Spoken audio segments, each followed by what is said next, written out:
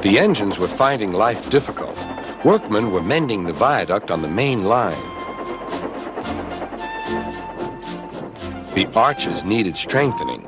Sir Topham Hatt did not want to close the railway while the work was done, and so repairs took a long time.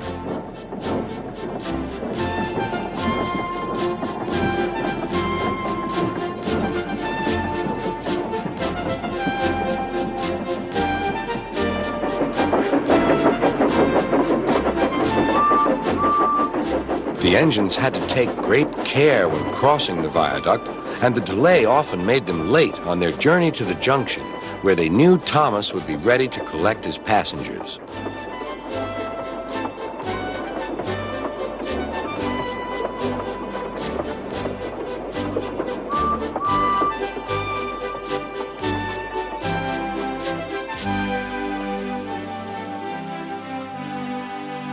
Thomas grew crosser and crosser. "Time's time," he grumbled.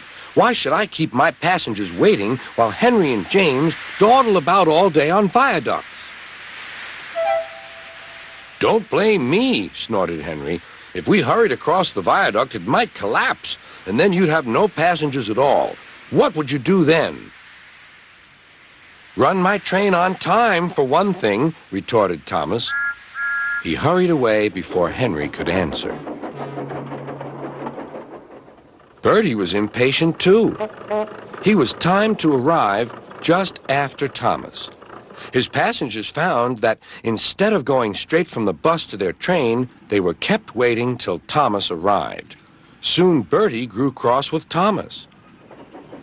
"Late again," he remarked, as Thomas panted wearily in.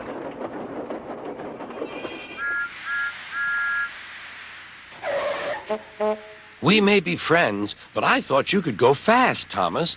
It's time we had another race. I reckon I could beat you now." Thomas let off steam loudly. "Rubbish!" he hissed fiercely. "It's those main line engines. They dither about on the viaduct, and they blame Sir Topham Hatt's workmen. It's just an excuse for laziness, if you ask me."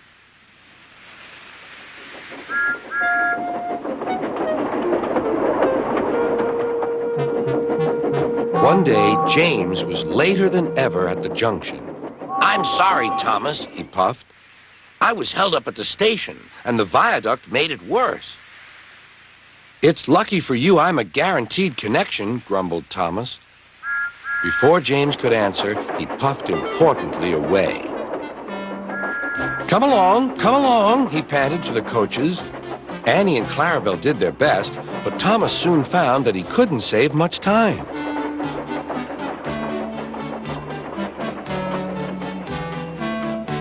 Suddenly, Thomas saw Bertie ahead.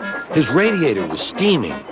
"What's the matter?" asked Thomas. "You should be at the station by now. You're late."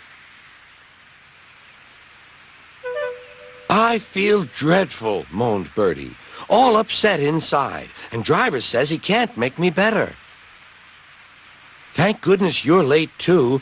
Can you take my passengers, please? They'll never get home otherwise." "Of course," agreed Thomas.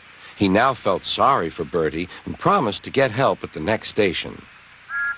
Thomas set off again. Already he felt much more cheerful, and Bertie's passengers, traveling in Annie and Clarabel, all reached home safely. When Bertie was better, he came to thank Thomas. "I'm sorry I teased you about being late." "That's all right," replied Thomas. "I'm glad I could help. There are times when being late isn't such a bad thing after all." With a last cheerful greeting, the two friends went back to work.